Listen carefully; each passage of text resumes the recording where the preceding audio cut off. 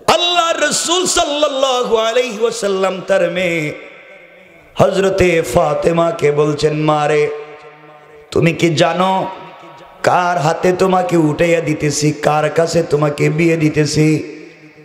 ও মা, আলী আমার চাচাতো ভাই, আমার কলিজার টুকরা সাহাবী, আল্লাহ যাকে বিজয়ী বাঘ বানিয়ে পাঠিয়েছেন। ও আমার মেয়ে, এমন আলীর সঙ্গে তোমাকে বিয়ে দিতে চাই মা। খবরদার কোনদিন কিয়ামতের আগ পর্যন্ত স্বামী সম্পর্কে কোনো নারাজি, স্বামীর উপরে কোনো অভিযোগ নিয়ে তুমি আমার বাড়িতে আসবা না। মারে, তুমি যদি স্বামী সম্পর্কে অভিযোগ করো, আমি বাবার পরিচয় দিয়েও জান্নাতে যেতে পারবা না। তুমি স্বামীকে সন্তুষ্ট রাখবা। এইভাবে তিনি হযরতে ফাতেমাকে বুঝালেন। হযরতে আলীকে ডাক দিয়া বলছেন, আলী রে, তোমার হাতে কাকে উঠাইয়া দিয়েছি? আলী, ফাতেমা আমার কলিজার টুকরা মেয়ে, তাকে আমি তোমার হাতে উঠাইয়া দিয়েছি। খবরদার ফাতেমা যেন কষ্ট না পায়, ফাতেমার কষ্ট হয় এমন কোনো কাজ তুমি তাকে দিবাও না, করবাও না। মিলেমিশে চলবা, একে অপরকে বুঝবা।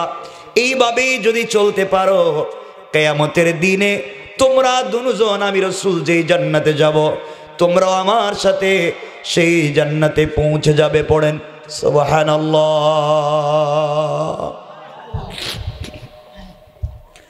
এই ফাতেমা এমন হয়েছিলেন, এক পর্যায়ে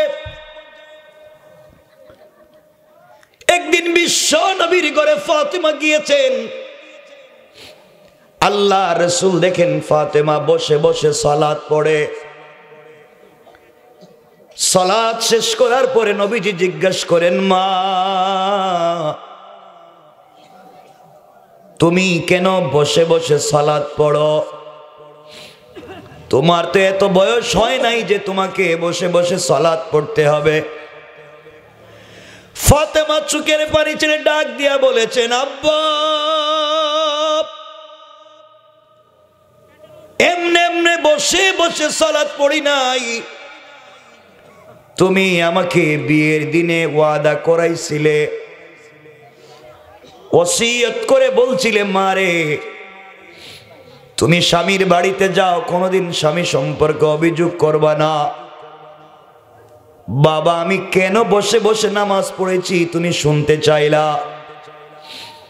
ও বাবা, আলীর ঘরে যাওয়ার পরে মাসের পর মাস চলে যায়, আমি ফাতেমার ঘরের চুলায় আগুন জ্বলে না।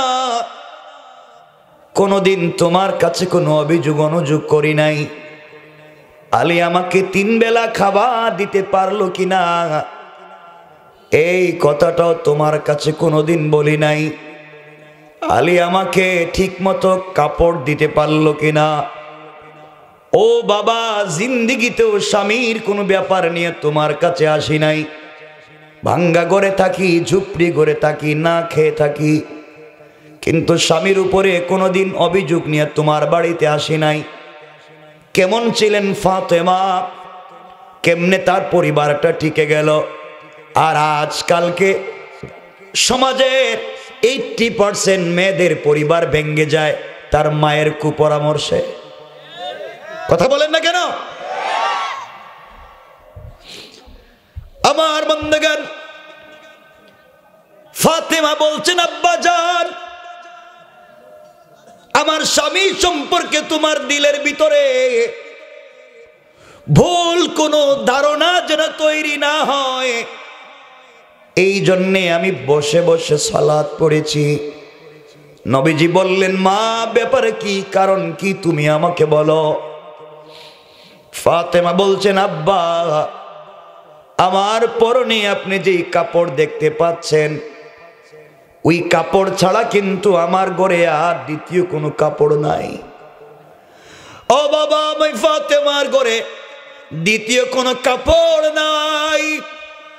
যে কাপড় পরে এসেছি, কাপড়ের পিছন দিকে কয়েকটা ছিদ্র ছিল, ছেঁড়া ছিল।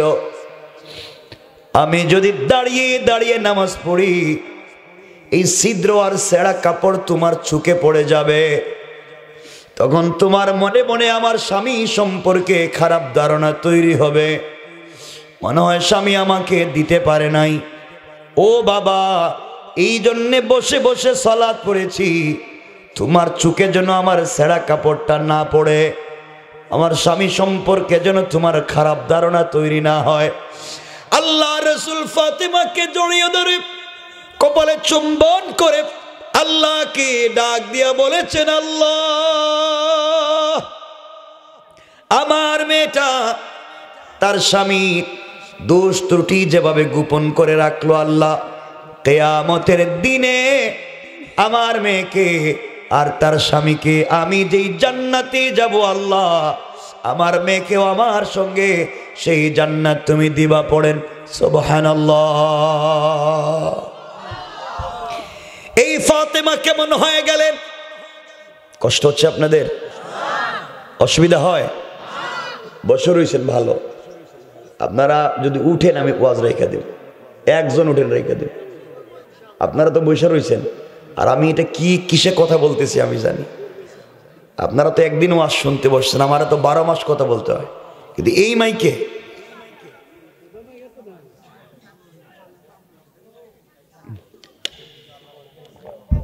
বসো, একজন উঠবা না। যদি উঠো মনে করবো তুমি এখন ওই ইয়াবা খাইতে যাইতেছো। উঠলে কইমো তোমার পকেটে ইয়াবা আছে, নাইলে কইমো তুমি এলাকায় সান্দাবাজি করো, নাইলে কইমো তুমি গরিবের জায়গা জমি দখল কইরা মাইরা খাও। কথা বলেন না কেন? নাইলে কোনো মুরব্বী উঠলেই চিন্তা করবো আপনি গ্রামে পঞ্চায়েতের বিচার করতে 500 খাইছেন।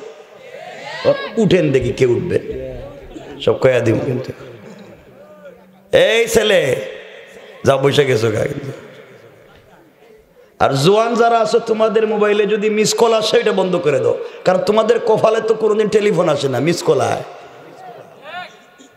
সব দিকে ঠিক কই কে রে এখানে ঠিক কই, সব দিকে ঠিক হইতেছে জিনিসটাকে।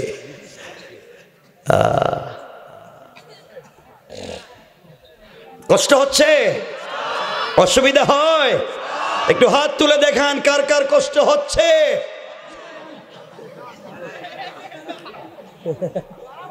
কষ্ট হইতেছে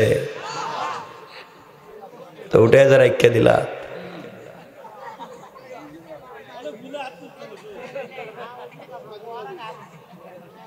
অসুবিধা হয়? ঠিক আছে, বসেন, কথাগুলো শোনেন। ও যুবক, তোমাদেরকে বলছি ভাই, তোদেরকে বলছি, তোমরা তো খারাপ কেন? আজকালকের ছেলেরা দেখবেন চুল কাটে, এটা বাংলা লিঙ্ক কাটে, চুলের এদিকে নেই, সাইড কাটটা খালি করে মধ্যখানে রাখছে, মনে হয় সাইডে দিয়ে ছাগলে ঘাস খাইছে আর মাঝখানে এটা জমা করে থুইছে। কথা বলেন না কেন? এগুলো আছে না, অনেকের আছে না? ওই দেখেন আশেপাশে আছে, আছে না? কত খারাপ চিন্তা করো, এগুলা করো কেন? এগুলা বাদ দেও, এগুলা আর করবা না। আর এই প্রেম ভালোবাসা এগুলা বাদ দাও। প্রেম কার সাথে? এ অজানা জোরে বলো, কার সাথে? আল্লাহর সাথে সম্পর্ক করো। যুবক, তুমি যেই মেয়ের সাথে সম্পর্ক করো, হয়তো সে বিউটিফুল, সে এক্সট্রা অর্ডিনারি করা, তার বয়সটা অনেক স্মার্ট, কিন্তু জোয়ান তুই জানিস না ভাই, সে যখন টেলিফোন দেয় তখন বাতির প্লেট ফালাইয়া কুত্তার মতো দৌড় দাও। সব ঠিক, কিন্তু যুবক তুই জানিস না তুই ভুল জায়গায় পা দিছস। যেই মেয়েটা হয়তো আগামীকালকে বলতে পারে যে বন্ধু বা দোস্ত বা ফ্রেন্ড, আমি কিন্তু আগামীকালকে তোর সাথে টেলিফোনে কথা বলতে পারবো না, আমার আম্মা আমার কাছে শুয়ে থাকবো, এই কথা বইলা হয়তো আরো কারো সাথে টেলিফোনে কথা বলতে পারে। কথা বলতে বলেন না, জোরে বলেন, ঠিক কিনা? এই কথা বল শুধু, ও বাপ রে বাপ, শুধু মেয়েরা খারাপ না, তোমরা কত নম্বরের খারাপ? হ্যাঁ, এরা যে এত খারাপ, 10টা প্রেম করে মেয়ে 4 বছরে। তুমি এটা মনে রাখবা, কোরআনের আয়াত, আল্লাহ বলছেন অপবিত্রের জন্য অপবিত্র, পবিত্রের জন্য পবিত্র। তুমি যদি 10টা সম্পর্ক করো, যেই মেয়েরে তুমি বিয়ে করবা আর কিছু করতে না পারলেও সেও কমপক্ষে 10টা সিরিয়ালে আছে, কারণ তুমি যা করছো তুমি পাইবা সেইমি। এখন মেয়ে বলতেছে আমি তো জীবনে কোনো ছেলেরে দেখছি না ঠিক মতো। মনে করবা একবার নির্ভেজাল ফরমালিন ছাড়া একটা টাটকা মিথ্যা কথা বলছে। কথা বলেন না কেন? একবার নির্ভেজাল মিথ্যা কথা কয়ে আসছে। কারণ রব বলেছেন তুমি যেমন পাইবা তেমন। এখন তুমি করছো 5টা আর মেয়ে কইতেছে কোনো ছেলের হাতই ধরে নাই, আল্লাহ বলতেছে এটা মিথ্যা কথা কয়। কথা কি বুঝতে পারছো? আর যুবক তোমরাও তো খারাপ, তোমরা তো ফেক আইডি খুলিয়াস মেয়েদের ভান ধইরা চলো, তোমরা তো আর ভয়ঙ্কর খারাপ, ঠিক না? কত খারাপ। ফেসবুকে প্রেম করে ছবি একটা দিছে, হয়তো 18 বছরের মেয়ের দেখা করতে গেছে, গিয়া দেখে তার দাদির মতো দেখা যায়। এই পথ থেকে সরে আসো, এই সব ভুল পথ থেকে সরে আসো। আমাদেরকে জান্নাতের পথ দেখায় দিয়েছেন আল্লাহ। দেখায় দিয়েছেন কে? আরো জোরে বলো কে? আল্লাহ। ভুল পথে যাইও না, ভুল পথে যাইও না, পরিবার নষ্ট করো না। দেখো পরিবার কত সুন্দর, স্বামী স্ত্রী সম্পর্ক চমৎকার হয় কেমনে। আমার বন্ধুগণ কথাগুলা দিল দিয়া শোনেন। হযরতে ফাতেমা রাদিয়াল্লাহু তাআলা আনহা যেদিন ইন্তেকাল করলেন, যে কথা থেকে চলে গিয়েছিলাম, ফাতেমা কেমন মেয়ে ছিলেন, স্বামীর সঙ্গে তার কেমন সম্পর্ক ছিল। হযরতে আলী ফজরের সালাত পড়ে সকালবেলা ঘরে এসেছেন। ঘরে এসে দেখে হযরতে ফাতেমা শুয়ে শুয়ে কান্দে, তার চোখের পানিতে বালিশ ভিজে যায়, জ্বরের কারণে কাঁপতেছে, দাঁড়াতে পারতেছেন না। আলী আস্তে করে ফাতেমার কাছে বসে গেলেন, ডাক দিয়ে বলছেন স্ত্রী এমন করো কেন, কি হয়েছে? ফাতেমা ডাক দিয়া বলেছেন স্বামী রে, দর্দে সিনা, বুকের ব্যথা বেড়ে গিয়েছে, জ্বর গতকালকের চাইতে আজকে বেশি হয়ে গিয়েছে, মনে হয় বাঁচব না, দুনিয়ার জমিন থেকে বিদায় নিয়ে চলে যাব, আর বাঁচব না। ও স্বামী, ইন্তেকাল যদি করি, আজ যদি আমি মরে যাই, তোমাকে কয়েকটা কথা বলতে চাই। হযরতে আলী বললেন কি বলতে চাও? ফাতেমা ডাক দিয়ে বলতেন স্বামী শোনো, আমি মরে গেলে আপনি যে কাজগুলা করবেন, আমি বিশ্বনবীর মেয়ে, আপনার ঘরে আসার পরে হয়তো আপনার হক ঠিক মতো আদায় করতে পারি নাই, কিয়ামতের দিনে আল্লাহর আদালতে আমাকে জবাবদিহির কাঠ গড়ায় দাঁড় করাবেন না, আপনি আমাকে ক্ষমা করে দিন। আলী চোখের পানি ছেড়ে ডাক দিয়া বলছেন ফাতিমা, তুমি আমার স্ত্রী, তুমি আমার ঘরে আসার পরে আজ পর্যন্ত তোমার হক ঠিক মতো আদায় করতে পারলাম না, আল্লাহর আদালতে তুমি আমার বিরুদ্ধে কোনো নালিশ করবা না। দুজন কথা বলতেছেন। হযরতে আলী মাথায় হাত দিয়া দেখে সত্যি তো অনেক জ্বর। ফাতেমা ডাক দিয়া বলছেন আলী, এক নাম্বার কথা, আমি যদি মরে যাই, তুমি চাইলে দ্বিতীয় বিয়ে করতে পারো, আমার আপত্তি নাই, আমি কোনো আপত্তি করি না, আমি মরে গেলে দ্বিতীয় কোনো বিয়ে করতে পারো, আবার সুন্দর করে সংসার করতে পারো, কিন্তু আমার কলিজার টুকরা 2টা সন্তান হাসান আর হুসাইন এখনো ছোট, এখনো বাচ্চা, আমার 2টা বাচ্চাকে মায়ের কষ্ট বুঝতে দিও না। তুমি পুরা সপ্তাহ তোমার স্ত্রীর সঙ্গে থাকো, সপ্তাহে 2টা দিন আমার সন্তানদেরকে দিবা, আমার সন্তানের সঙ্গে এমন ভাবে সম্পর্ক করবা কোনোভাবে আমি ফাতেমা দুনিয়ার জমিনে নাই, এই কথাটা যেন আমার সন্তানেরা বুঝতে না পারে। হযরতে আলী হাউমাউ করে কাঁদতে লাগলেন। স্ত্রী তুমি কি বলতে চাও? তুমি মরে গেলে আমার কি হবে? আমার যে আর কেউ নাই। ও ফাতেমা, এই দুনিয়ায় আমার বাবা নাই, আমি তোমার বাবার ঘরে বড় হয়েছি, রাসূল আমাকে বড় করেছেন, তুমি তো আমাকে এতদিন আগলে রাখলা, তুমি না থাকলে আমার কি হবে? ফাতেমা বলছেন, স্বামী রে, তোমার জন্য খাবার রেডি করে রাখছি, খেয়ে নিবা। হযরত আলী বলছেন, ফাতেমা, আজ তুমি ইন্তেকাল করবা, তুমি বলতেছ, আর খাবার তুমি রেডি করে রাখছো কারণ কি? হযরতে ফাতেমা বলছেন, স্বামী রে, যেদিন আমি ইন্তেকাল করব ওই দিন স্বামীর হক আদায় করে কবরে আমি যেতে চাই। কিয়ামতের দিন যদি আল্লাহ বলে, ও ফাতেমা, মৃত্যুর দিনও কি স্বামীকে সন্তুষ্ট করছিলা? আমি আল্লাহর কাছে বলবো, আল্লাহ, ইন্তেকালের আগেও নিজের হাতে স্বামীর জন্য রান্না করে দিয়ে আসছি। হযরতে আলী ঘরের ভিতরে ঢুকে দেখে কাপড় রাখা, কাপড় দৌত করা ওয়াশরুমে। ডাক দিয়া বলছেন, ফাতেমা, এতগুলা কাপড় কার? তুমি রেখে দিয়েছ দৌত করে। ফাতেমা বলছেন, স্বামী রে, কাপড়গুলা আপনার আর আপনার দুই সন্তানের। আমি এইভাবে ইন্তেকাল করতে চাই, এইভাবে কবরে যেতে চাই, যেন ইন্তেকালের দিনও আমি আমার স্বামীর হক আদায় করেছি, ইন্তেকালের দিনও সন্তানদের খিদমাত করেছি। ও স্বামী, তুমি আমাকে ক্ষমা করে দিবা। আমার বন্ধুগণ, যে কথা বলতে চাই, এইভাবে একজন আরেকজনের সঙ্গে কথা বলতেছে।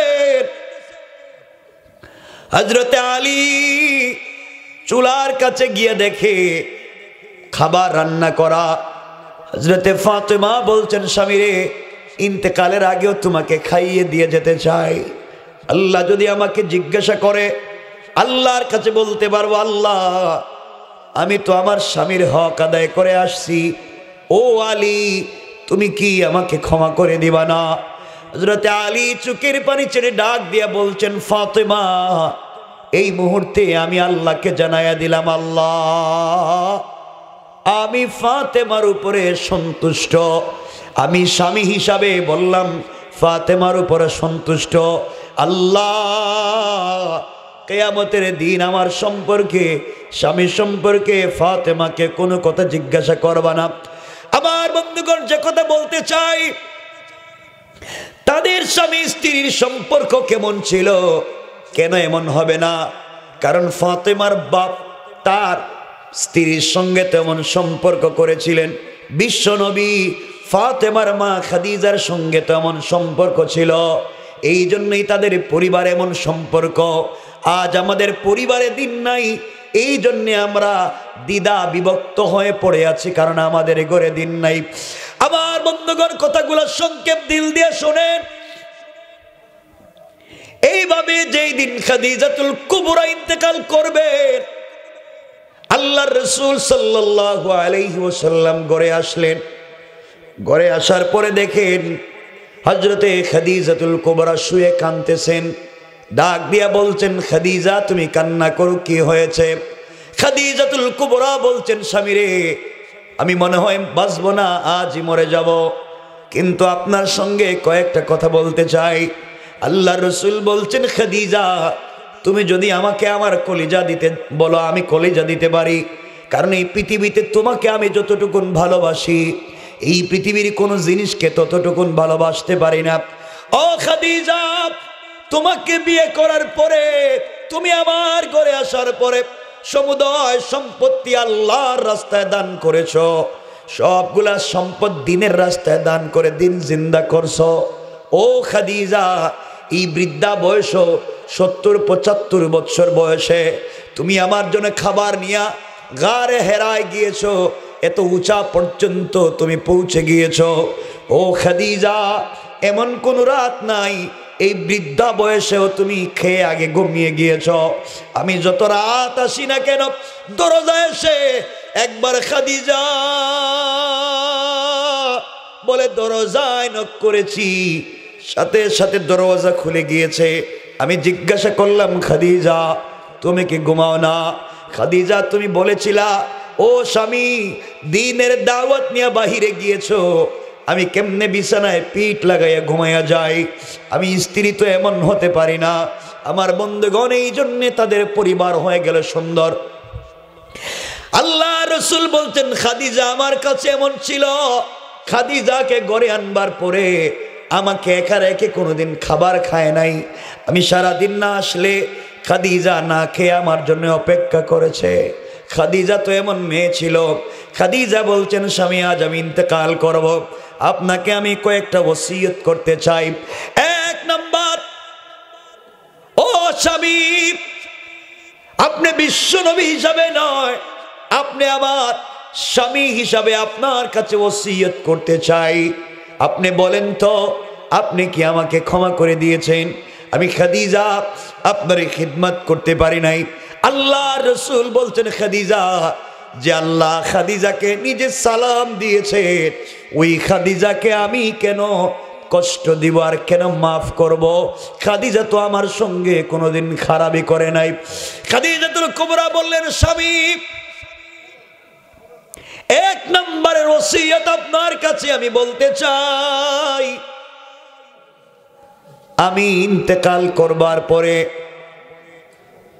দুনিয়ার কোন মানুষকে দিয়ে আপনি আমার গোসলের ব্যবস্থা করবেন না, আপনি নিজের হাতে আমাকে গোসল করাইয়া দিবেন। আল্লাহ রসুল বললেন খাদিজা, তোমার শেষ গোসলটা আমি কেন দিব বলো? খাদিজা, আপনি করাইয়া দেন,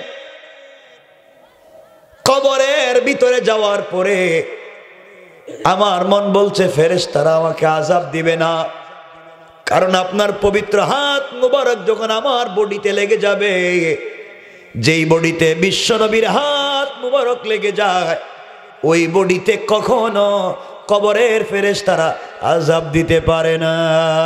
আল্লাহু আকবার বলেন। আবার বন্ধুগণ, কথাগুলো দিল দিয়ে শুনেন।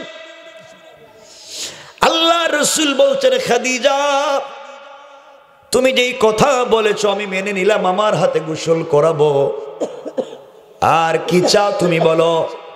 খাদিজা বললেন ইয়া রাসূলুল্লাহ, আমি ইন্তেকাল করলে দুনিয়ার কোনো দামি কাপড় দিয়ে কাফন দিবেন না।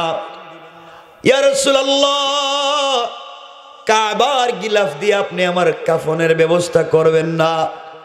আল্লাহর রাসূল বললেন কেন নয়, কেন করব না?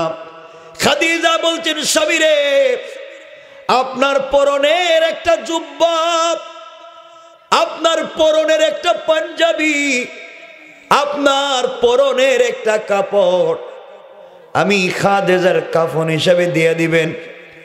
আল্লাহর রাসূল বললেন কেন খাদিজা, আমার পরনের পুরাতন কাপড় তোমাকে কেন দিব বলো তো? খাদিজা বলছেন স্বামী রে, আপনার এই পরনের পবিত্র জুব্বা, ওই কাপড় নিয়ে যদি আমি কবরে যাই, যেই বডিতে বিশ্ব নবীর কাপড় লেগে আছে, ওই বডিতে কবরের ফেরেশতারা কোনো আযাব দিবে না। আল্লাহু আকবার। আল্লাহ রাসূল বললেন খাদিজা, তুমি যেই কথা বলেছ ওই কথাও আমি মেনে নিয়েছি। এক নম্বরে আমার নিজের হাতে গোসল করাবো, দুই নম্বরে আমার নিজের কাপড় দিয়ে তোমাকে কাফন দিব, আর কি চাও? খাদিজাতুল কুবরা বলছেন স্বামী রে, আমার ইন্তেকালের পরে দুনিয়ার কোনো দামি আতর দিয়া, দুনিয়ার কোনো দামি পারফিউম দিয়া আমার বডিতে আপনি আতর লাগাইয়া দিবেন না।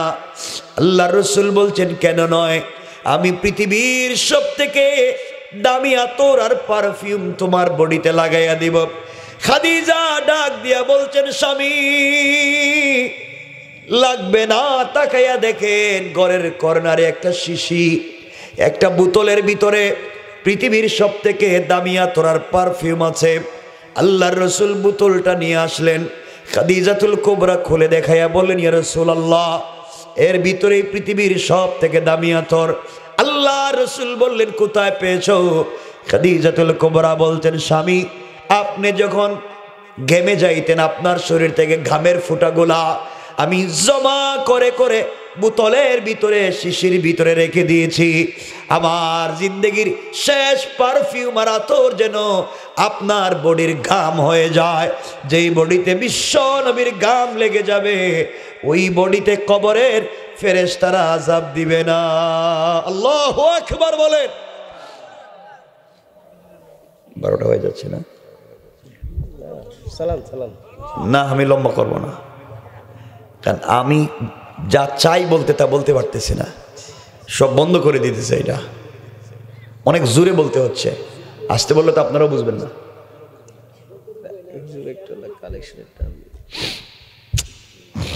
কয়েক মিনিট কষ্ট হচ্ছে আপনাদের। আমার বন্ধুগণ, কথাগুলো দিল দিয়ে শুনেন। এক পর্যায়ে খাদিজাতুল কুবরা বলছেন, স্বামী রে, আপনার কাছে আমার আরেকটা আরজ। আল্লাহর রাসূল বলছেন, কি বলতে চাও? খাদিজাতুল কুবরা বলছেন, স্বামী, আপনার কাছে আমার চাওয়া, আমার ইন্তেকালের পরে দুনিয়ার কোনো বড় সাহাবীকে দিয়া আপনি আমার কাফনের ব্যবস্থা, আপনি আমার জানাজার ব্যবস্থা করবেন না, বরং আপনি আমার নিজে আপনি জানাজার ইমামতি করবেন। আল্লাহর রাসূল বললেন, খাদিজা, আমি করলে তোমার লাভ কি? খাদিজাতুল কুবরা ডাক দিয়া বলছেন, স্বামী রে, আপনি যখন আমার লাশের সামনে দাঁড়াইয়া আপনি আমার জানাজার ইমামতি করবেন, খাদিজার সঙ্গে কাটানো কোন স্মৃতি আপনার মনে পড়ে যাবে। খাদিজার সঙ্গে কাটানো সময়ের কথা মনে করে চোখের যদি এক ফোঁটা পানি পড়ে যায়, রাসূলের চোখ থেকে যদি এক ফোঁটা পানি খাদিজার জন্য বের হয়ে যায়, খাদিজার জন্য জাহান্নাম হারাম হয়ে আল্লাহ জান্নাত ওয়াজিব করে দিবে। আল্লাহর নবী বলছেন, খাদিজা, আমি তোমার জানাজার ইমামতি করব। এবার খাদিজা বলছেন, স্বামী, আরেকটা ওসিয়ত আপনাকে করতে চাই। ও খাদিজা, আর কি? ইয়া রাসূলুল্লাহ, আপনার ঘরে আমি যতদিন ছিলাম আপনাকে জড়িয়ে রাত ঘুমিয়েছিলাম, কালকে থেকে কেমনে আপনি একা একা বিছানায় ঘুমাবেন? আমি খাদিজা যে আপনার বিছানায় থাকবো না।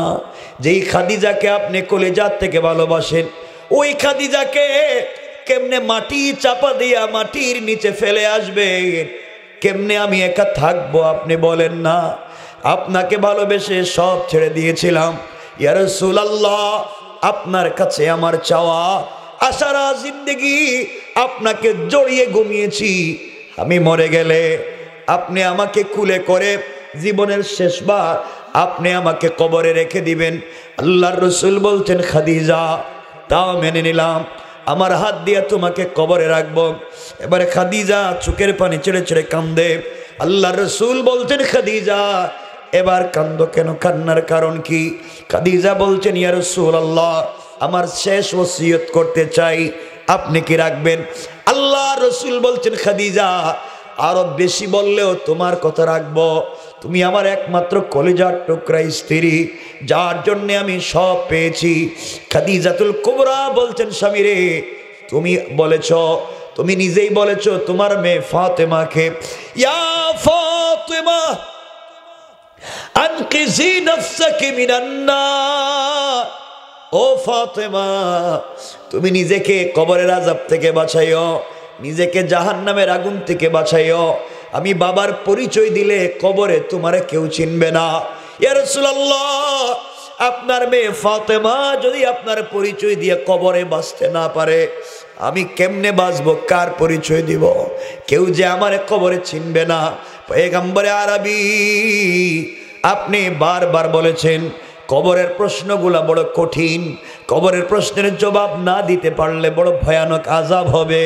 ও পয়গম্বরে আরবি, আমি কেমনে কবরের প্রশ্নের জবাব দিব? আমার মন বলছে আমি মনে হয় পারবো না। পয়গম্বরে আরবি, আমার শেষ ওসিয়ত আপনার কাছে, আপনি আমাকে কবরে রেখে দিয়া কবর থেকে উঠে আইসেন না। ফাতেমার কবরের প্রশ্নের জবাবগুলো, খাদিজার কবরের প্রশ্নের জবাবগুলো আপনি দিবেন। আমি খাদিজা কেমনে দিব?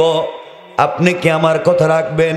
আল্লাহ রসুল বলছেন, খাদিজা কথা দিলাম আমি তোমার কবরের উপরে বসে থাকব যতক্ষণ পর্যন্ত তোমার কবরের প্রশ্নের জবাব না দিব। আমি স্বামী ওয়াদা দিলাম আমি আমার মোহাব্বতের স্ত্রীর কবর থেকে তাকে একা ফেলে দিয়ে চলে যাব না। আল্লাহু আকবার। আমার বন্ধুগণ, কথাগুলো লম্বা। এক পর্যায়ে খাদিজাতুল কুবরা ইন্তেকাল করলেন। আল্লাহর রাসূল নিজের হাতে তাকে গোসল করালেন, নিজের কাপড় দিয়ে কাফন পরালেন, নিজের ঘাম দিয়ে তাকে আতর লাগালেন, নিজে দাঁড়াইয়া জানাজার ইমামতি করলেন, নিজের হাত দিয়ে খাদিজাকে কবরে রাখলেন।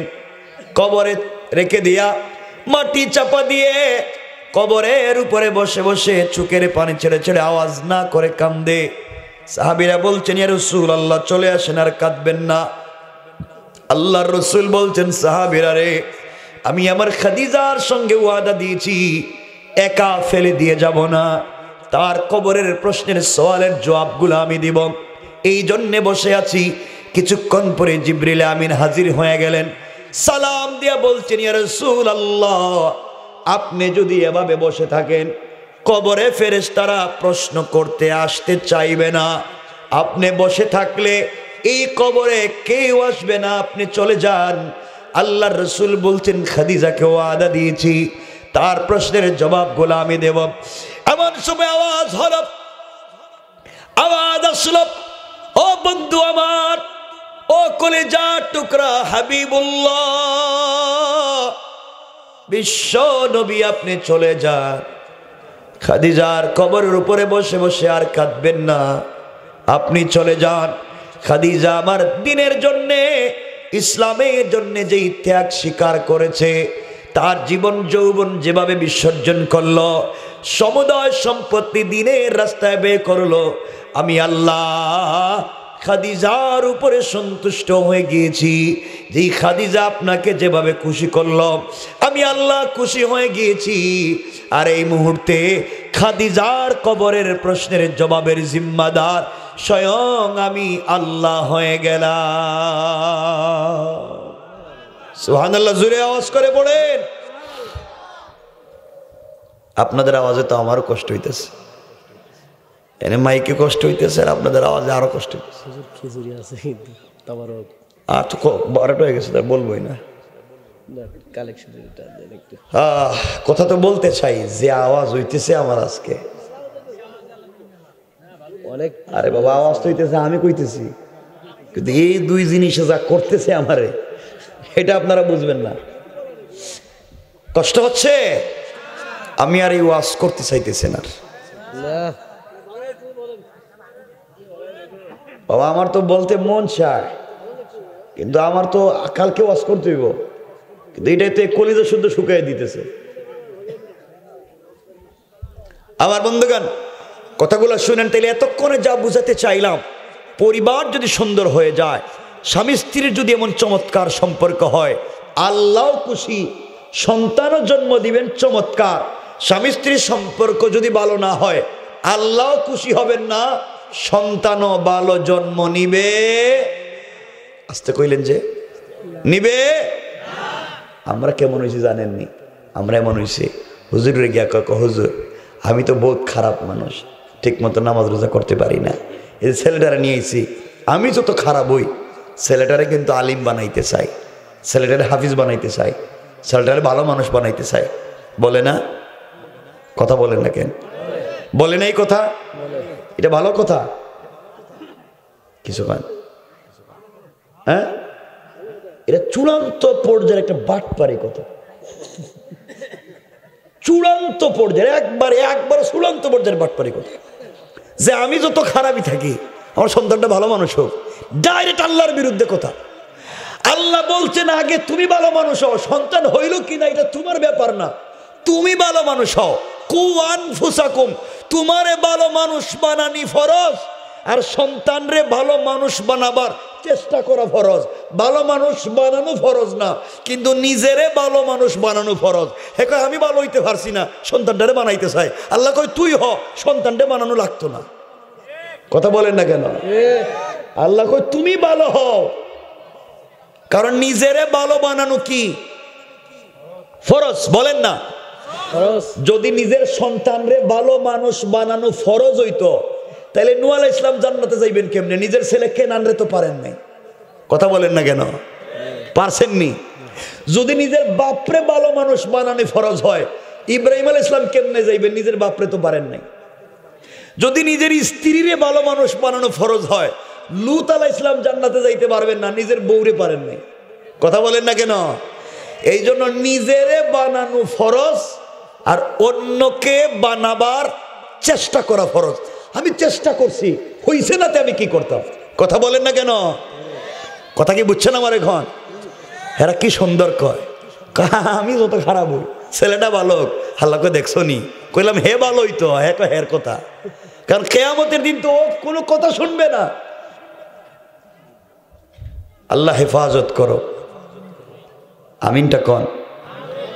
এই জন্যে আমরা চলার পথে বাবা আমরা ভালো হয়ে যাই। কিছু বললেই বলেন ব্যস্ত। ও যুবক, আসো না তাফসিরে, ব্যস্ত। আসো না ওয়াজে, ব্যস্ত। আসো না নামাজে, ব্যস্ত। অনেক মুরব্বী আছে পকেটে কিন্তু টুপি আছে, আজান হইলে টুপিটা নিয়ে মসজিদে যায় না, আজানের পরে সার দোকানে বৈশা বৈশা টেলিভিশন দেখে আর বদনাম, গীবত, শিকায়ত, সমালোচনা। মুরব্বী সার দোকানে বৈশা বদনাম করতেছে, কার বউ কার সাথে বাইগা গেল। কথা বলেন না কেন? কার ছেলে কার মেরে নিয়ে গেছে গা, এই নিয়ে মুরব্বীর সার দোকানে টেনশনের শেষ, একবারে মরে যাইতেছে, অথচ নামাজ শেষ হয়ে যাইতেছে, এর কোনো খবর নাই। কথা কয় না কেরে? কথা বলেন ঠিক কিনা? সব মানুষ মসজিদে যায় নামাজে, এরা কই যায়? মসজিদে যায়নি, একজনও যায় না, সব যায়। কি কয়? সব গেলে তো মসজিদ জায়গায় হইতো না। ফজরের নামাজ দেখবেন ইমাম সাহেব বসে রয়েছে একা একা, আমারে বুঝাইয়েন না এগুলা। গ্রামে মানুষ 500 আর ফজরের সময় 3 জন। কথা কন না কেন? এরপরে এমনও মুরব্বী আছে, রাগ কইরেন না বাবা, আমি আসলে থিমসটা বুঝাচ্ছি আপনাদেরকে। অনেক মুরব্বী আছে দেখবেন ফজরের সময় রাস্তায় বাইরে ডাকে, এ আসো, নামাজের সময় হয়ে যাচ্ছে বাবা, আসো মসজিদে যাও। ডাকে না অনেকেই? ডাকতে আপনার কইছে গে? হ্যাঁ, যেই মুরব্বী রাস্তায় এসে পাবলিকরে ডাকতেছে মসজিদে আসো, ওই মুরব্বী যেই বিছানার থেকে উঠে আসছে, ওই বিছানায় নিজের বউ ঘুমায় রয়েছে, হেরে ডাকে নাই, নিলে ফিডাইব। নিজের পাশের ঘরে নিজের বউ, বাচ্চা, ছেলে মেয়ে ঘুমাইয়া রয়েছে, হেদের ডাকে না, রাস্তায় এসে পাবলিকরে ডাকে। আল্লাহ কই কিও বাটপার, গরু নাকি? নিজের ঘরের সবগুলো ঘুমাইতেছে, পাবলিকরে ডাকো কেন? কথা বলেন না কেন? আমি যা বলতেছি বাস্তব। কি সুন্দর ইসলাম বানাইছি আমরা।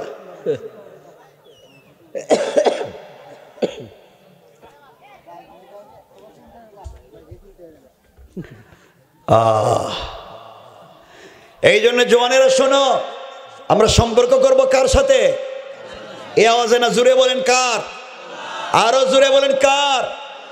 আমরা যদি আল্লাহর সাথে সম্পর্ক করতে পারি, দুনিয়ার সব সম্পর্ক ভুলে যাই, কারো দরকার নাই, কেউ কারো কাজে আসবে না, কেউ না, কেউ না। ও যুবক, তুমি ব্যস্ত আর ব্যস্ত, তুমি জানো না তোমার চেয়ে বেশি ব্যস্ত আজরাইল তোমারে নিয়া। তোমারে কিছু বললেই তুমি বলো ব্যস্ত। আজরাইল ধরলে এক থাপ্পড় দিব, দেখবা হার্ট অ্যাটাক, এক থাপ্পড় দিব, দেখবা ব্রেইন স্ট্রোক, সব ঠিক, হঠাৎ মরে গেছে। কথা বলেন না কেন? আছে না নাই? এগুলো বাদ দেও, রবকে চিনো, রবের পথে আসো। এই জন্য আমরা ভালোবাসবো কারে? জুড়ে বলেন না, আল্লাহর সাথে সম্পর্ক করব। আমার রবই তো প্রেম করছেন, আমার রব আমার রসুল রে মাঝে মাঝে ডাকেন প্রেমের সুরে, ইয়া আইয়ুহাল মুদ্দাসসির, ইয়া আইয়ুহাল মুজাম্মিল। মাঝে মাঝে ডাকে কুম ফানজির ওয়া রাব্বাকা ফাকাব্বির ওয়া সিয়াবাকা ফাতাহহির। ডাক দিয়া বলো, ও মুহাম্মদ হাবিবুল্লাহ, ও কম্বলওয়ালা, কম্বলের নিচ থেকে বের হও। তুমি কম্বলের নিচে আয়েশারে নিয়ে ঘুমাই আসো, আর আমি লা তাখুযুহু সিনাতুন ওয়ালা নাওম। ও প্রেমিক, তোমার সঙ্গে কথা বলার জন্য একটাবার ঘুমাই না, আমি আল্লাহ জেগে আছি, তোমার সঙ্গে কথা বলতে চাই। তুমি উঠো না, তুমি কেন কম্বলের নিচে? ও বিশ্বনবী উঠো, তুমি ঠান্ডা পানি দিয়ে ওযু করো, ঘুমটা ছাড়ো। আমি রব তো এখানে, তুমি বিছানার নিচে শুয়ে আছো। আল্লাহু আরশে ইস্তাওয়া, আমি আরশে আজিমে একা একা ভাল লাগে না। বন্ধু উঠো না, একটাবার কথা বলি, আমি না তোমার কাছাকাছি, উঠো, ঠান্ডা পানি দিয়ে ওযু করো, সেজদায় গিয়ে আমাকে একটাবার ডাক দাও, আমি রব আরশে আজিমে থাকবো না, সাথে সাথে তোমার ঘরের দরজায় হাজির হয়ে যাব। হাজির। রব তো তার নাম, রবরে আমরা ডাকি না, আমরা রবকে ভালোবাসতে পারি না। এই জন্যে আমরা আল্লাহর কাছে চাইব। কার কাছে সম্পর্ক করব? কার সাথে? সবাই বলেন না কার সাথে? পরিবারকে সুন্দর করব। সবাই বলেন আল্লাহুম্মা আমিন।